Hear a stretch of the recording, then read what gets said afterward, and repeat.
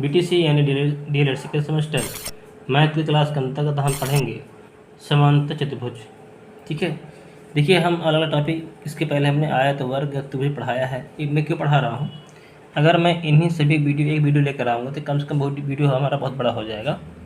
देखिए, और हर एग्जाम में किसी न किसी चतुर्भुज से पूछा हुआ क्वेश्चन है, चाहे आयत से पूछे, चाहे वर्ग से पूछे, त्रिभुज से पूछे, या समांतर चतुर्भुज पूछे, या सम चतुर्भुज से पूछे, तो इस तरह सवाल पेपर में आ रहे हैं।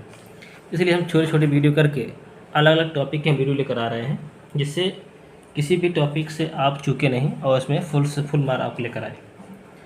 तो आज हम बात करेंगे समांतर चतुर्भुज क्या होता है, सूत्र क्या होता है। देखिए, इसके पहले मैंने वीडियो में जो मैं फार्मूला बता रहा था तो उसमें मैंने समांतर परिभाषा बता दी थी कि समांतर चतुर्भुज की जो आमने सामने की भुजाएं आपस में समांतर होती हैं और बराबर है, समांतर ही कह सकते हैं। ठीक है, क्योंकि ये आयत को जो आयत होता है, ये आपका क्या होता है, आयत होता है। और आयत को एक थोड़ा धक्का मार दें तो ये टेढ़ा हो जाता है हल्का सा। तो बस वही चीज़ें हैं कि आमने सामने जब बराबर होती हैं और हो भी सकती है और हो भी नहीं सकती, दोनों शर्त होती हैं, लेकिन आमने सामने समांतर जरूर होती हैं। ठीक है, समांतर चतुर्भुज आपका ऐसा भी हो सकता है, ये भी एक समांतर चतुर्भुज है, समलंब भी कर सकते हैं, समांतर भी कर सकते हैं। ध्यान दीजिएगा, तो हमको इससे कोई लेन देन नहीं है, हम पढ़ेंगे इस क्वेश्चन के बारे में। जब समांतर चतुर्भुज का सवाल क्षेत्रफल निकालने सवाल आता है तो उसका फार्मूला होता है समांतर चतुर्भुज की एक भुजा हो और उस पर सम्मुख शीर्ष से लंब डाल दिया गया हो। जैसे कि यहाँ देखिए, ए बी एक भुजा है समांतर चतुर्भुज की, और एक सामने के शीर्ष से यहाँ पर लंब डाल दिया गया है, तो होता क्या, एक भुजा और लंब गुणा कर देते हैं तो वही आपको क्या निकाल आता है, समांतर चतुर्भुज का क्षेत्रफल। देखिए, हम इसको इस तरह कर सकते हैं कि समांतर चतुर्भुज का क्षेत्रफल आधार गुणे ऊंचाई के बराबर होता है, आधार गुणे ऊंचाई के बराबर होता है। ठीक है, समांतर चतुर्भुज में इस प्रकार लंब डाले जा सकते हैं, जैसे ये भुजा है, ये समुच्चय तीर से इस तरह डाल सकते हैं तो भी यही होगा आधार, ये मान लीजिए लंब, तिगुणा कर लेंगे। इसमें इस तरह लंब डाल सकते हैं, इस भुजा पर भी लंब डाल सकते हैं, तो आधार हमारा ये हो जाएगा, लंब आपका ये हो जाएगा। चाहे तो आप इस भुजा पर भी लंब डाल सकते हैं जो छोटी है, जब लंब डालेंगे यहाँ से हल्की उसको बढ़ानी पड़ेगी, तो ये भी क्या है, लंब है, उसकी लंबाई की माप, और ये जो भुजा दी है ये इसको गुणा कर देते तो ये भी निकल आता है। इस तरह ये भी है, इससे अगर इस भुजा पर लंब डाली जाए यहाँ से तो इस तरह बनेगा, तो ये भुजा की माप और गुणे जो लंब की जो लंबाई है ये दिया गया होगा, तो इसको आपस में गुणा कर देना है और इसका आंसर है। ठीक है, तो चलो शुरू करते हैं वीडियो। इसमें ये चीज़ ध्यान दीजिएगा कि जिस भुजा पर लंब डाला जाता है उसे हम आधार माना जाता है, और जो आधार पर लंब डालते हैं उसकी संगत ऊंचाई मानी जाती है। ध्यान दीजिएगा। ठीक है, देखिए हमने आपके लिए दो फिगर लेकर आए हैं, ये आपका लंब है, ये आपका आधार है, सिंपल दिख रहा है। इसमें जब क्षेत्रफल निकालेंगे तो आप क्या करेंगे, 15 गुणे 18 कर देंगे, आधार गुणे लंब कर देंगे, क्योंकि यहाँ पर लंब डाला गया है। ठीक है, इस तरह जब इसके फिगर देखेंगे तो देखिए यहाँ लंब की लंबाई दी हुई है, जो लंब डाला गया वो 12 सेंटीमीटर है, चलिए 12 हो जाएगा। लेकिन जब आधार माने तो आधार क्या होगा, देखिए यहाँ पर जो 15 सेंटीमीटर है ये इसी के बराबर है, तो अगर ये 15 ये है तो 15 आपकी ये भी होगी। ठीक, समांतर चतुर्भुज में होता है, अगर 15 ये है तो अगर ये लंब डाला गया है, जो लंब डाला गया है वो किस भुजा पर डाला गया है, ये 15 सेंटीमीटर भुजा वाले लंब पर डाला गया है, तो ये जगह लंब गुणे आधार तथा 15 गुणे 12, जिसका आंसर 180 आ जाएगा और इसका आंसर आ जाएगा 120। ठीक है, तो यहाँ ध्यान दीजिए कि इसमें कोई मतलब नहीं कि आप इतना भुजा बढ़ा ली, बस मतलब ये है कि जो 12 सेंटीमीटर लंब है वो किस भुजा पर डाली गई, बस इतना आपको ध्यान देना है। चलिए हम शुरू करते हैं कुछ क्वेश्चन की ओर। इसमें पहला क्वेश्चन कह रहा है कि एक समांतर चतुर्भुज कार का क्षेत्रफल 32 सेंटीमीटर स्क्वायर है। एक समांतर चतुर्भुज कार का क्षेत्रफल 32 सेंटीमीटर स्क्वायर है, इसके आधार की माप जो है वो 8 सेंटीमीटर है। कह रहा समांतर चतुर्भुज की बीच की दूरी ज्ञात करनी है। तो मेरी बात सुनिए थोड़ा सा, देखिए ये आपका समांतर चतुर्भुज है। ठीक है, जब आधार की माप दी है 8 सेंटीमीटर की, मैंने बताया था कि आधार पर जो लंब डाला जाता है ये ना, तो देखें अब देख रहे होंगे ये जो लंब डाला जाता है ये दोनों भुजाओं की क्या हो, दूरी होती है। ठीक, ये क्या है, ऊंचाई, इसको हम मान सकते हैं संगत ऊंचाई। इसका मतलब जो दूरी पूछ रहा है वो क्या पूछ रहा है, ऊंचाई पूछ रहा है। ठीक है, तो चलो नोट कर लेते हैं पहले। तो देखिए समांतर चतुर्भुज का क्षेत्रफल होता है आधार गुणे ऊंचाई। क्षेत्रफल दिया है 32 सेंटीमीटर स्क्वायर बराबर आधार यहाँ दिया है 8 सेंटीमीटर की, लेकिन ऊंचाई एक दूरी है, तो वही दूरी है, आपको ऊंचाई निकालनी है। तो यहाँ लिख सकते हैं ऊंचाई, है ना, दो भुजाओं के बीच दूरी भी लिख सकते हैं, इसको ये नोट कर दीजिए, इसमें कोई परेशान होने बात नहीं है। तो देखेंगे ऊंचाई बराबर हो जाएगा, यहाँ काट सकते हैं, कट जाएगा, तो 8 चौक 32, 1 सेंटीमीटर 1 सेंटीमीटर का यहाँ पे 1 सेंटीमीटर बचेगा, तो बचेगा ऊंचाई बराबर हो जाएगी 4 सेंटीमीटर। ये इसका आंसर है। चलिए देखते, यही आपकी दोनों भुजाओं के बीच दूरी होती है। यहाँ पर आप लिख सकते हैं ऊंचाई क्या होती है, समांतर भुजाओं के बीच की आपको दूरी होती है। ठीक है, चलिए अगला क्वेश्चन कर लेते हैं। क्वेश्चन नंबर 2 कह रहा है कि एक खेत समान चतुर्भुज आकार का है जिसका आधार 15 डेकामीटर है, ऊंचाई 8 डेकामीटर है। कह रहा है कि 5 प्रति मीटर स्क्वायर, देखिए यहाँ पर वर्ग मीटर दिया है, इसका मतलब यहाँ पर एक क्षेत्रफल का रुपये, एक क्षेत्रफल का जो रुपये 5 रुपये है, जब इसके क्षेत्रफल निकलेंगे वो ज़्यादा निकलेगा, तो उसमें गुणा कर देना, बस सिंपल बात है। चलिए नोट कर लेते हैं क्या क्या दिया है हमारे पास। तो देखिए हमारे पास दिया है 15 डेकामीटर, ऊंचाई दी है 8 डेकामीटर।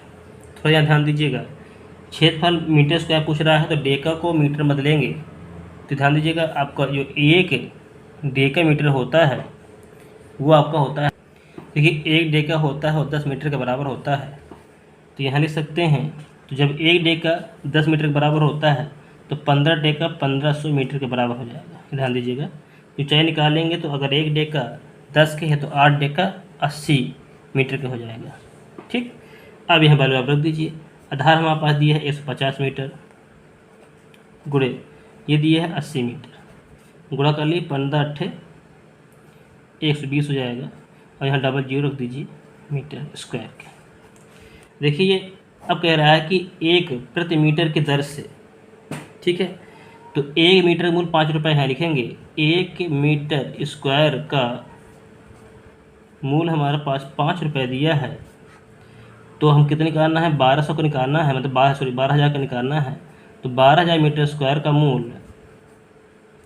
हो जाएगा 5 गुणे 12,000 मीटर स्क्वायर, 12 5 60 हो जाएगा, अर्थात 60,000, सॉरी मीटर नहीं लिखेगी, मूल है रुपए में होगा, रुपए हो जाएगा। तो ये आपका 60,000 रुपये आपका इसका मूल होगा। ठीक है, चलिए बढ़ते हैं अगले क्वेश्चन की ओर। तो देखिए एक समान चतुर्भुज का क्षेत्र भुजा जो है ना, समान चतुर्भुज की एक भुजा 18 सेंटीमीटर है। कह रहा है उस भुजा की बीच दूरी 8 सेंटीमीटर है। देखिए दूरी मैं बता चुका हूँ, जब एक समान चतुर्भुज होता है, ये आपका आधार मान लो 18 सेंटीमीटर की है, अगर बीच दूरी कह रहा है अर्थात इसमें लंब डाला गया है, तो इसकी दूरी आपकी 8 सेंटीमीटर की है। तो ये आपके लंब हो गई, ये आपके आधार हो गई। तो चतुर्भुज क्षेत्रफल होता है लंबाई गुणा आधार, आपस गुणा कर लेंगे तो जो भी आंसर आएगा वही इसका आंसर होगा। ठीक है, तो बढ़ते हैं अगले क्वेश्चन की ओर। क्वेश्चन नंबर 4 की ओर कह रहा है कि समान चतुर्भुज की संगत भुजाएं क्रमशः 30 मीटर और 14 मीटर हैं। ठीक है, तथा इन भुजाओं के शीर्ष को मिलाने वाली विकर्ण की लंबाई 40 मीटर है, तो क्षेत्रफल बताना है। थोड़ा समझने की कोशिश करिए इसको, अच्छा सवाल है। ए है, बी है, सी है, कह रहा है दो संगत भुजाएं, तो अगर ये 30 मीटर की है तो ये क्या है 14 मीटर की है।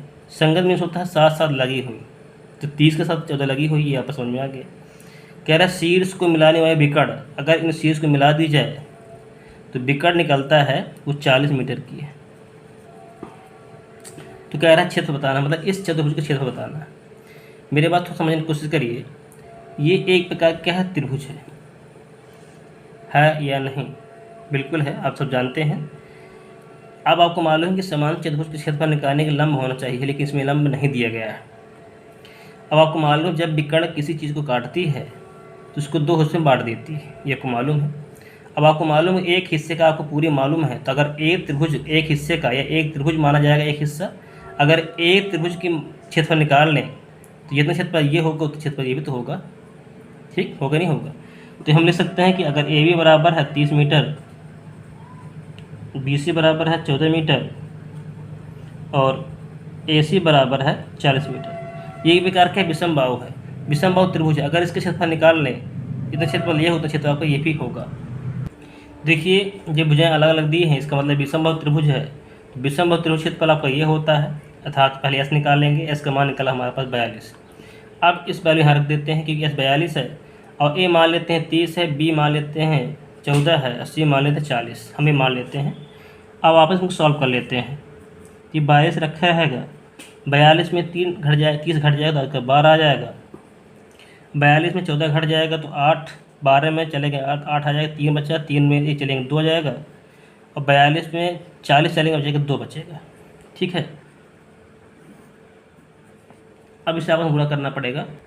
जब आप गुणा करेंगे आपस में तो इसका आएगा 28,224। अब देखिए 28 और 24 किसका वर्गमूल है, जब आपका जब वर्गमूल निकालेंगे तो ये 168 का वर्गमूल है। तो ये त्रिभुज हमारे पास, त्रिभुज लिख सकते हैं यहाँ पर ABC का क्षेत्रफल निकाला हमने, तो त्रिभुज ABC का जो क्षेत्रफल निकला वो 168 मीटर स्क्वायर निकला है। जब पूरे निकालेंगे तो त्रिभुज समांतर चतुर्भुज का क्षेत्रफल बराबर हो जाएगा 2 × 168। गुणा कर देंगे 168 में तो आएगा